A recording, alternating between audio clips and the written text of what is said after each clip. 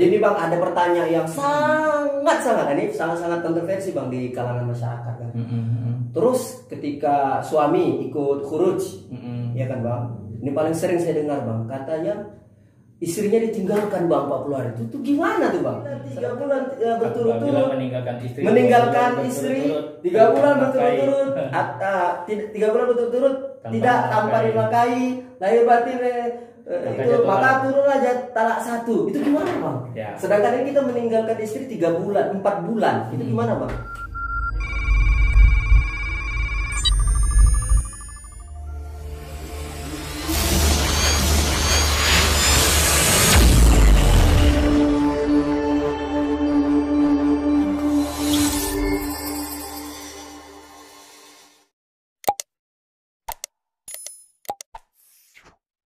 Assalamualaikum warahmatullahi wabarakatuh. Waalaikumsalam warahmatullahi wabarakatuh. Ya, hari ini kita kedatangan tamu sahabat kita Soleh. Hari ini kita akan mengupas tentang jamaah tabligh. Nah, ini kita mau bertanya-tanya nih kepada rekan kita, ya kan, narasumber kita. Kebetulan beliau mengikuti ataupun apa namanya ya, kalau bahasanya di jamaah tabligh khuruj, pergi. Nanti kita tanya-tanya ya. Jadi buat teman-teman yang ingin apa namanya ya, ingin mengetahui ataupun ingin mau mendalam lagi, nanti bisa ditulis di komentar di bawah ini ya. Oke, kita bahas langsung aja. Perkenalkan nama Bang. Nama saya Muhammad Nur Soleh. Ya. Tinggalnya mana, di Medan? Ya. Asli orang Medan Bang ya? Aslinya dari Madinah. Oh, Madinah apa? Madinahnya Indonesia. Oh, Mandiling Natal kan kawan ya. Jadi Madinah itu terletak di sudut akhir apa? Sumatera Utara. Iya, jadi dia ada Padang Sidimpuan ya kan, ada Mandailing Natal ya. Bukan Madinah di Mekah sana ya kan ya. Oke, jadi pertanyaan yang pertama ini Pak. Tadi Bang saya Pak ya? Abang. Kalau misalnya di Medan itu kan abang ya, abang. Jadi kita mau mengetahui ya kan tentang perjalanan ya kan jadi jamaah tabligh itu kan. Banyak di masyarakat ya kan yang mempertanyakan, kalau dibilang jamaah tabligh konotasinya agak sedikit kurang baik gitu. Jadi kita coba meluruskan ataupun ingin mengetahui sebenarnya jamaah tabligh itu apa yang dicari gitu kan. Benar. Ada apa di jamaah tabligh itu? Benar. Nah, jadi apa itu Bang? Abang pernah gini aja lah Bang. Abang mengenal jamaah tabligh itu kapan gitu? Ya, alhamdulillah jamaah tabligh ini kan sebenarnya bukan satu kelompok, bukan organisasi, bukan sejenis ormas atau apa ya. Nah, jamaah tabligh ini hanya sekedar sebutan. Jadi jamaah tabligh sendiri ini kalau di satu tempat berbeda sebutannya juga beda Bang. Jadi kalau di kampung kami itu orang nyebutnya jamaah taklim. Nah, ada yang zaman dulu tuh ada yang nyebutnya jamaah kompor. Ya kan? Karena kemana-mana bawanya kompor. Ada juga, saya pernah juga dulu Bang. Jalan Gajah katanya. Ya, kalau di Medan itu dulu dikenal Jalan Gajah itu karena pusat dakwah atau masjid untuk tempat berkumpulnya itu di tepatnya di Jalan Gajah. Oh, Jalan Gajah. Gajah Mada Bang? Jalan Gajah di dekat Aksara kesana lagi. Oh iya. Jadi dekat ke Jalan Serdang lah, semua kan ada Jalan Sekra itu. Nah, daerah situ. Tapi sekarang kita alhamdulillah sudah pindah ke tempat yang lebih besar lagi, kan gitu kan, lebih luas, dan di situ ada pesantrennya juga. Ya, jadi abang mengenal jamaah tabligh ini kapan itu Bang? Saya kalau mulai mengenal jamaah tabligh itu mulai saya sekolah di SMA Aliyah.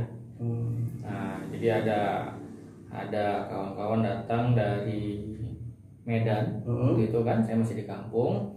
Datang kalau salah itu jamaah dari kisaran lah, ada beberapa jamaah kan gitu kan, ada beberapa kali datang. Kebetulan memang saya rumahnya depan masjid, gitu. Jadi kita sering ke masjid ngobrol gitu kan. Pas kebetulan mereka mau pindah masjid lagi, nah kami diajak gitu kan. Nah pada saat itu kan kita masih sekolah ya, sekolah man gitu kan, sekolah liat.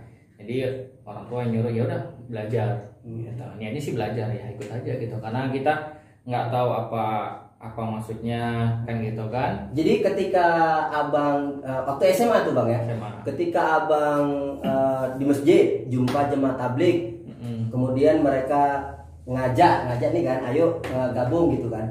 Posisinya orang tua abang itu mengizinkan atau tidak? Dan memang yang nyuruh kemarin orang tua. Orang tua nyuruh, jadi kan mungkin orang tua masih ada kesibukan, jadi anaknya disuruh, karena sebelumnya kan mereka di masjid 3 hari ya, 3 hari kebiasaannya kan 3 hari paling tidak kan gitu. Jadi kita ikut program, waktunya taklim kita ikut taklim gitu kan, dengerin ceramahnya. Atau kalau di kalangan jemaah tabligh atau sekarang itu sebutan itu orang yang ikut khuruj itu disebut dipanggil ahbab lah gitu. Berarti orang yang sudah pernah khuruj itu dipanggil ahbab. Nah, masalahnya kami orang awam ya kan bang, bagi kita semua lah. Khuruj itu apa bang? Nah. Khuruj itu sebenarnya kan kalau dalam bahasa Arab kan keluar ya. Pergi lah, pergi atau berjalan kan gitu kan sebenarnya kan. Jadi orang nyebutnya khuruj fisabilillah, keluar di jalan Allah. Makanya kalau orang tanya jamaah tabligh, kamu kapan masuk jamaah tabligh gitu. Jadi orang nggak pernah bilang aku masuk jamaah tabligh, nggak, aku keluar jamaah tabligh kan gitu. Ya keluar deh bang, bukan masuk bang. Nah, jadi kalau organisasi atau ormas atau kelompok segala macam orang masuk ya kan. Ini keluar. Begitulah. Jadi nih bang, pertanyaan yang selanjutnya ya kan. Di jemaah itu kan saya pernah dengar katanya ada keluar ya kan, 3 hari gitu kan, ada 40 hari, itu gimana itu bang? 3 hari keluarnya kemana? 3 hari, ada yang 40 hari, itu gimana itu? Nah sebenarnya sekarang kita ambil dari sisi mananya. Maksudnya gini, itu memang programnya gitu ataukah memang setiap hari dia harus keluar gitu? Jadi sekarang begini, jadi sekarang kan itu metode latihannya. Banyak orang sekarang menganggap kontroversi dari segi dalil. 3 hari, 40 hari, 4 bulan, mana dalilnya kan gitu. Nah hari ini coba kalau kita mau ada beberapa satu kelompok, kita tidak sebut kelompoknya atau siapa, pemahaman apa ya kan, menganggap kalau tidak dicontohkan Nabi maka amalnya tertolak kan gitu kan.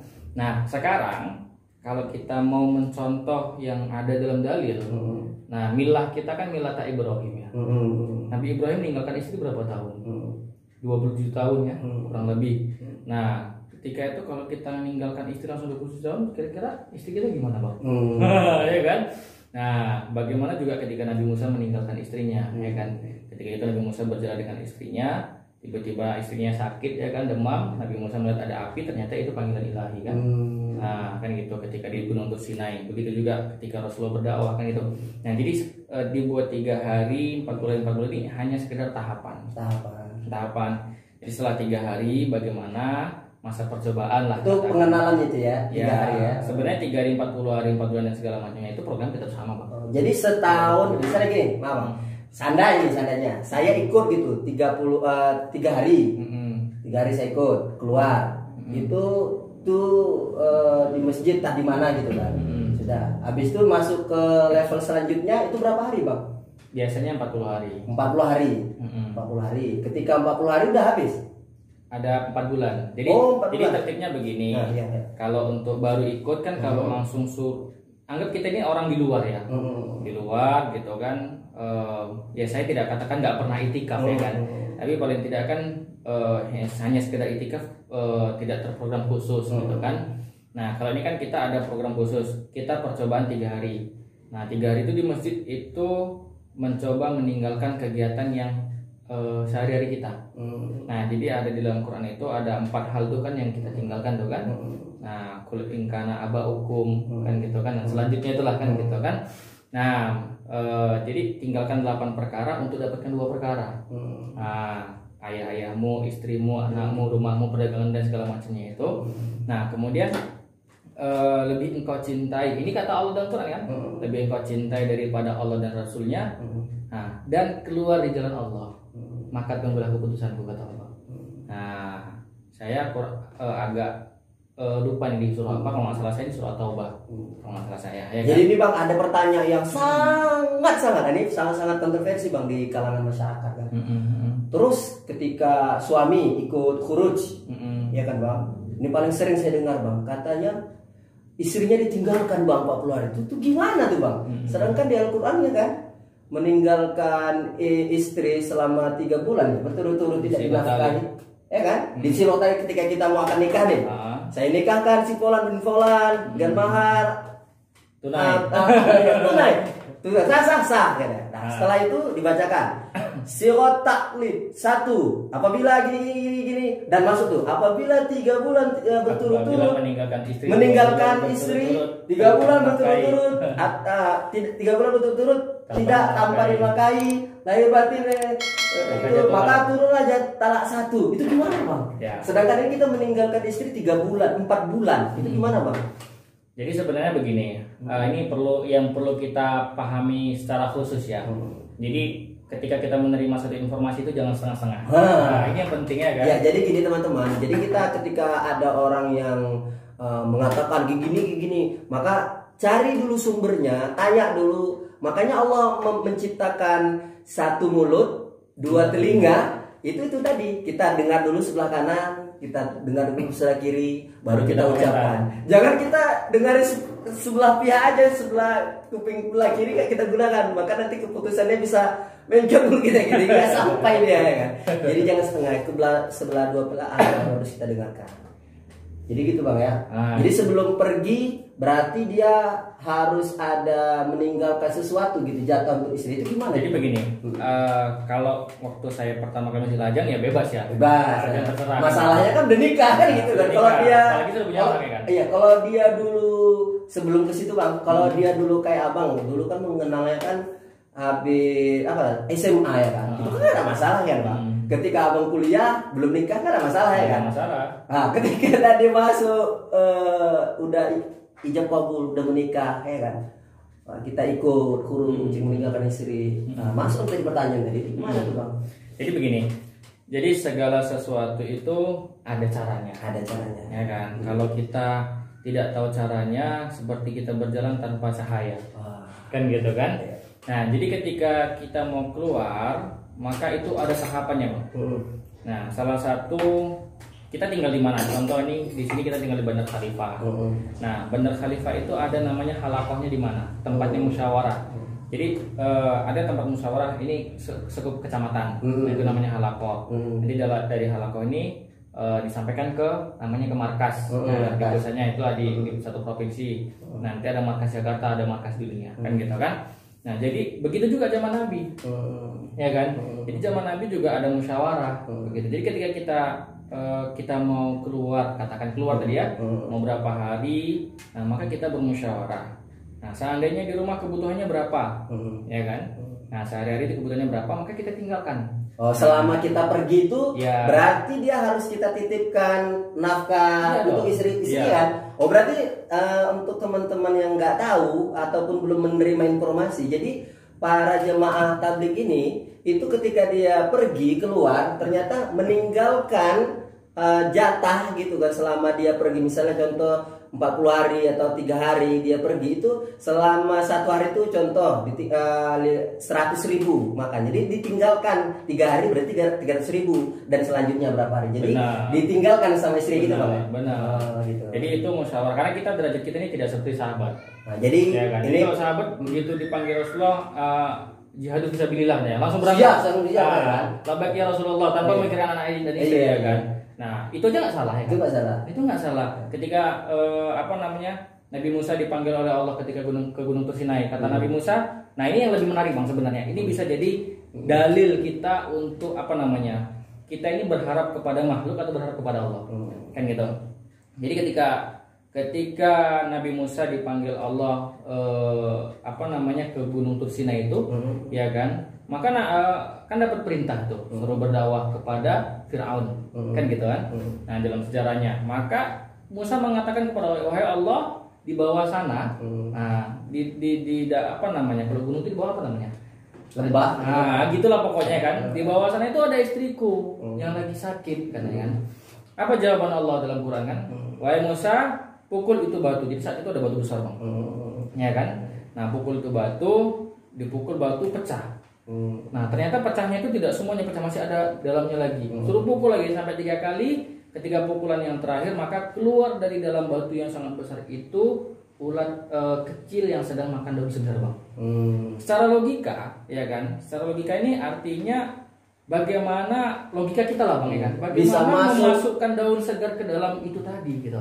Ke dalam batu yang begitu keras gitu ya. Ya gitu. Tapi bagi Allah tidak ada yang tidak mungkin ya kan. Kun fayakun ya. Fayakun bagi Allah, apalagi hanya untuk istri kita kan gitu kan. Nah apalagi memang dalam teman-teman orang-orang dakwah lah kita katakan ya kan, para ahbab jamaah tabligh nih, ketika suaminya keluar jalan Allah maka nanti akan dimusyawarahkan juga di halapannya masing-masing. Jadi hari ini minggu ini jatah siapa yang harus katakan kunjungan silaturahmi ke rumah yang istrinya ditinggalkan tadi bang. Nah jadi kadang kita bawa hadiah, bawa apa kita tanya, yang masuk itu bukan kita laki-laki, perempuan istri ya, kita ya. gitu. Nah istri kita masuk tanya keluhannya apa, kendalanya apa. Nah saling membantu. Nah jadi bang, kalau oke lah, kalau secara finansial, secara finansial kita menyanggupi apa yang dibutuhkan oleh istri kita dan anak-anak kita. Nah sekarang timbul pertanyaan, kalau tapi kan berkeluarga itu kan nggak hanya sekedar finansial saja, bagaimana batin ya kan, batinnya itu gimana gitu. Ya. Itu gimana bang? Jadi ini juga perlu diluruskan kepada para penonton setia ya, para pemirsa. Jadi begini, kita memang harus pahami secara detail, secara rinci apa itu nafkah lahir, apa itu nafkah batin ya kan. Nah hari ini apakah ketika orang menganggap nafkah batin itu apakah hanya sekedar hubungan biologis saja, kan gitu. Nah ketika dalam rumah tangga terjalin hubungan biologis, ya kan, ini hubungan biologis ini bagus nih bang, ya kan, sandang, pangan, papan tercukupi, ya kan. Tapi dalam rumah tangga ribut, tidak ada pendidikan, tidak ada agama di dalam rumah tangga. Apa bedanya dengan hewan? Hewan juga hubungannya biologis, ya kan. Hewan juga makan, juga punya tempat tinggal segala macam. Jadi nafkah batin ini perlu kita pahami adalah pemahaman agama yang kita berikan kepada keluarga kita. Ya kan, sebenarnya ketika suami keluar jalan Allah itu sebenarnya istrinya harus harus bahagia bang, harus ikhlas dan bahagia. Iya, harus bahagia kalau dia paham bang. Nah karena sebenarnya istri solehah itu kan mengizinkan suaminya untuk berjihad di jalan Allah, kan gitu. Nah jadi dan satu lagi ya kan, ketika satu orang suami pergi untuk memperjuangkan ini agama, maka Allah akan kirim 70.000 malaikat bang, dalam hadis ada. Jadi rumah itu dijaga karena kita nggak nampak bang. Iya, kalau nampak rumah kita nggak muat bang terima tamunya, ya kan. Nah saya berdoa dulu, ini studio ini dijaga nggak deh ya? Nah jadi gini bang, ya kita studio tadi jaga malaikat, katanya dalam satu hadis kan dikatakan bang, apabila berkumpul dalam satu majelis membicarakan tentang kebesaran Allah, ya kan, maka malaikat rahmat, kan gitu kan, dikerumi para malaikat, nama kita dibanggakan di majelis-majelis. Ya ini sebenarnya salah satu usaha kita bang, walaupun majelisnya nampaknya kita 2 orang ya kan bang, tapi banyak ya, tapi banyak nih. Nah, ini kan makhluk ini bang, apalagi tuh di sana itu banyak. Nah, itu banyak penonton setia. Jadi sebenarnya para kaum wanita, nah iya kan, yang gampang baperan bang, ya kan, apalagi yang masih katakan gadis ya kan, ketika dia mau menikah, nggak mau lah, suamiku orang jamaah tabligh, nanti aku tinggal pergi. Nah sebenarnya nggak begitu bang. Jadi begini, dalam tertib ketika kita khuruj ya kan, ada masa khuruj itu untuk suami pergi. Tapi ketika burung terbang itu bang, kalau kira-kira burung terbang satu sayap berjalan nggak bang? Nggak payah. Nggak bisa bang. Nah maka harus 2. Jadi ada masanya juga kita keluar jalan Allah itu membawa istri kita bang. Nah itu namanya program Masturo. Jadi istri kita juga ikut keluar 3 hari atau keluar 40 hari atau 2 bulan istri kita. Jadi nanti istri kita itu keluar di rumah sekitar masjid itu, siapa yang bersedia gitu kan, maka laki-lakinya di masjid. Nah nanti istri itu akan diajarkan bagaimana menjadi istri yang benar secara Islami di dalam rumah dan segala macamnya gitu kan. Karena sebenarnya dakwah yang paling utama itu bukan pada laki-laki bang. Nah dakwah laki-laki itu, contoh kita ikut orang bilang katanya jauhlah lah ya. Nah orang bilang katanya jauhlah, kita ikut keluar jalan Allah 3 hari atau segala macamnya kan. Dari masjid kita silaturahmi. Nah mungkin rumah abang pernah didatangi ya. Nah, assalamualaikum, ketok pintu, kita ingatkan yuk sholat ke masjid rame-rame. Nah, ketika kita seorang lelaki itu hanya sampai di pintu, Bang. Dakwah kita sampai di pintu. Ya kan, ketika suaminya pergi, ya pergi. Ketika tidak, ya berhenti di pintu tadi, kan gitu. Tapi dakwah seorang istri ini sampai ke dalam rumah, Bang. Jadi anak ini identik hidupnya dengan istri.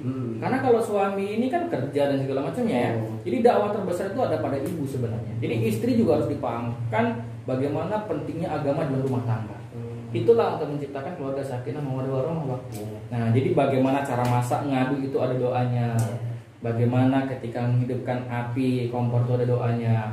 Bagaimana mengajarkan anak. Bagaimana agama itu. Jadi agama itu tidak berhenti sampai di pintu, Bang. Iya, jadi gitu. Ya, jadi sebenarnya kalau dipikir-pikir apa sih tujuan kita berbuat seperti itu gitu? Masuk itu apa gitu? Mau ngapain gitu?